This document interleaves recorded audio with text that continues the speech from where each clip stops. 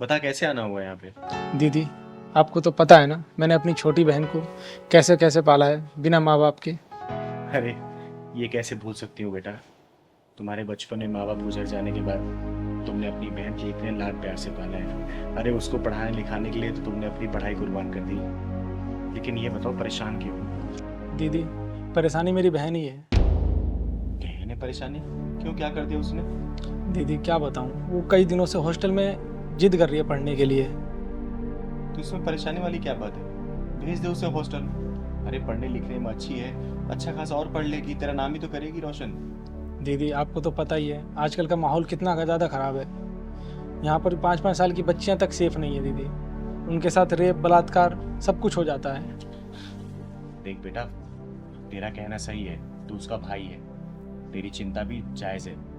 लेकिन देख, हॉस्टल में तू भेजेगा ना तो वहाँ पे पूरे हॉस्टल का मैनेजमेंट, कॉलेज का मैनेजमेंट रहेगा ना, वो उसकी रखवाली करेगा। तू इतना परेशान मत हो, समझा ना? दीदी मैं सोच रहा था कि उसकी अगर शादी करवा देता तो उसकी आगे की पढ़ाई अगर उसका पति डिसाइड करके करवा देता, जहाँ मर्जी कहाँ करवानी है। बेटा देख, अभी उसके पढ़ने की उम्र है, शादी की उम्र नहीं है, ठीक है?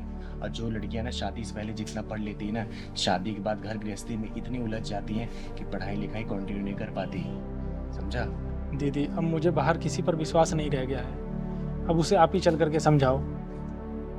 अच्छा ठीक है, मैं चल कर उसे समझाती हूँ, लेकिन हाँ, मैं दोनों की बातें सुनूंगी। अगर तू सही रहा तो तेरे पक्ष में मैं अपना जवाब रखूंगी, अगर वो सही रही तो मैं उसका फेवर करूंगी। मंजूर है तो बोल। मंजूर है दीदी। ठीक है ना? ठीक ठीक। घर पे होगी या फिर कॉलेज में होगी? नहीं नहीं, वो घर पर ही है दीदी, आप चलो। चल ठीक है, चल। ठीक। ये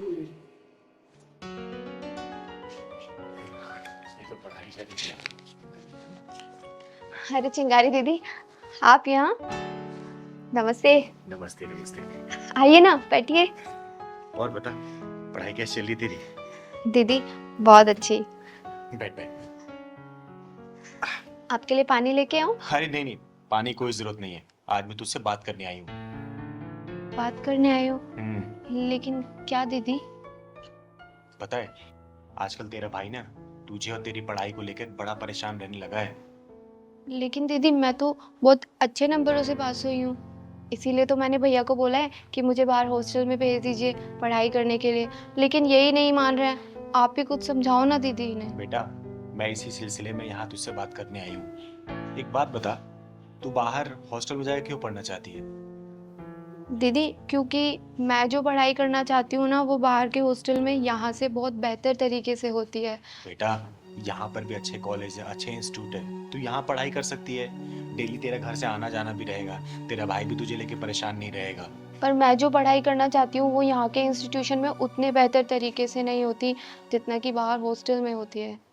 दीदी इसको समझाओ, जितना इसको पढ़ना था इसने पढ़ लिया, और वैसे भी शहरों की हवा लड़कियों के लिए सही नहीं होती। भैया, हवाओं में तो पतंगे उड़ती हैं, चट्टाने नहीं।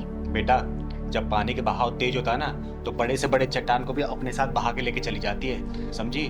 दीदी लेकिन मैं उन लहरों से डरने वाली नहीं, मेरे इरादे मजबूत और एकदम पक्के हैं।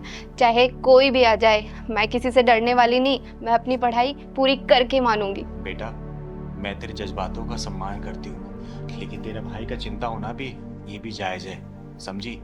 तुझे पता है ना, तेरे माँ बाप जब गुजर गए तो पूरी परवरिश तेरे भाई ने की है, ये जानती है ना? अपना पेट काट कर तुझे खिलाया, पढ़ाया, लिखाया, ताकि तेरी अच्छे घर में शादी कर सके।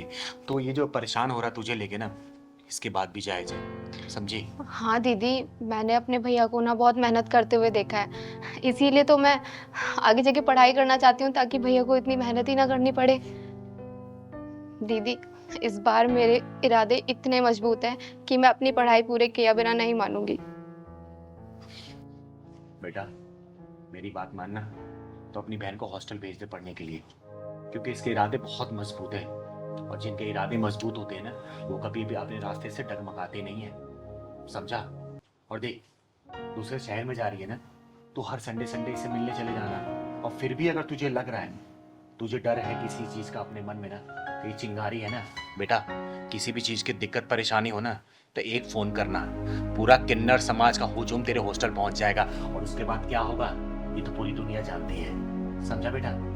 चिंता मत कर, तू चिंगारी है ना, आज तक किसी के साथ गलत नहीं होने दी है, तो इसके साथ भी नहीं होगा। ये तेरी बहन है ना, मेरी बहन है, जी दीदी। समझा ना? हाँ भैया, अब तो चिंगारी दीदी ने भी हाँ बोल दिया है। एक बात और बेटा, तेरी बहन की पढ़ाई का खर्चा ना ये चिंगारी उठाएगी। देख, ये मैं तुझ पे कोई एहसान नहीं कर रही हूँ, मैं तेरी बातों से इतना इंस्पायर हुई है ना कि माँ बाप के नहीं रहने के बावजूद भी ना एक भाई एक बहन को सेम उसी माँ बाप की तरह प्यार करता है और उस चाहता है कि अच्छे से पढ़े और अच्छे घर में शादी हो। बस मैं इसी खुशी के लिए तेरे लिए ये करना चाहती हूँ, तेरी बहन के लिए, समझा? और बहन देख, जा रही है ना, अपने भाई का भरोसा मत तोड़ना, क्योंकि याद रखना, मैं इज्जत करती हूँ ना तो मैं इज्जत उतारना भी जानती हूँ। इसको चाहे धमकी समझना या फिर चिंगारी दीदी का मशवरा, गलत कोई काम मत करना। नहीं ठीक है? दीदी, मैं आपको और भैया को कभी कोई शिकायत का मौका नहीं दूंगी। चल, हमेशा खुश रहे, कोई परेशानी मुझे कॉल कर देना। ठीक ठीक है है। दीदी। अब तो ठीक है तू? जी दीदी। कब जाना है? दीदी बस अगले ही हफ्ते। ठीक है, मैं और तेरा भाई मिलकर छोड़ने चलेंगे वहां पे। ठीक है अब तू दीदी। जा, चाय पिला मुझे। हाँ दीदी, अभी लेके आई। दीदी, आपने तो मेरी पूरी समस्या ही दूर की। तू पहचान, मैं हूं ना, मुझे अपने काम पे ध्यान दे, ठीक है?